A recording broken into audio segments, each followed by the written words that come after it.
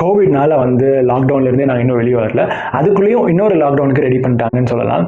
எல்லாம் ஒரு அளவு தான் ப்ரோ அப்படிங்கிற மாதிரி குயின்ஸ்லாண்டில் இருக்க ஒரு லெபார்ட்டரியிலேருந்து 323 ரொம்ப டேஞ்சரஸான வைரஸ் சாம்பிள்ஸ் காணாமல் போயிருக்கு. ஸோ அது பின்னாடி இருக்க ஸ்டோரி என்னன்னு பார்க்கலாம். பொதுவாக இந்த மாதிரி ரிசர்ச் லெபார்ட்டரிஸ்லாம் வந்து ஒரு ஃப்ரீசரில் தான் இந்த மாதிரி வைரஸ் சாம்பிள்ஸ்லாம் ஸ்டோர் பண்ணி வச்சிருப்பாங்க. குயின்ஸ்லாண்ட் லெபார்ட்டரியில் இந்த மாதிரி தான் வச்சிருக்காங்க. ஆனால் ஒரு ஃப்ரீசர் வந்து ப்ரோ டவுன் ஆனனால லைக் அந்த ஃப்ரீசர்லேருந்து இன்னொரு ஃப்ரீசருக்கு ட்ரான்ஸ்ஃபார்ம் பண்ணும்போது ப்ராப்பராக ரெஜிஸ்டர் பண்ண எவ்வளோ சாம்பிள்ஸ் இருந்துச்சு அப்படின்னு சொல்லி அதை இங்கே பண்ணாமல் விட்டுட்டாங்க.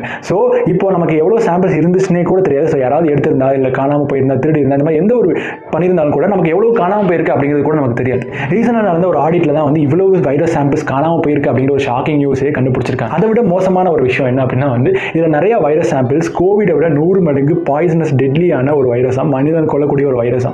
அதில் இதில் நிறைய வைரஸ் வந்து ஜூனாட்டிக் வைரஸ் அப்படிங்கிற ஒரு கேட்டகரிக்குள்ள வருது அப்படின்னு சொல்றாங்க. அதாவது ஒரு மிருகத்திலிருந்து மனுஷனுக்கு பரவக்கூடிய ஒரு வைரஸாக. ஸோ எப்பவுமே சேஃபாக இருங்க, மாஸ்க் போட்டு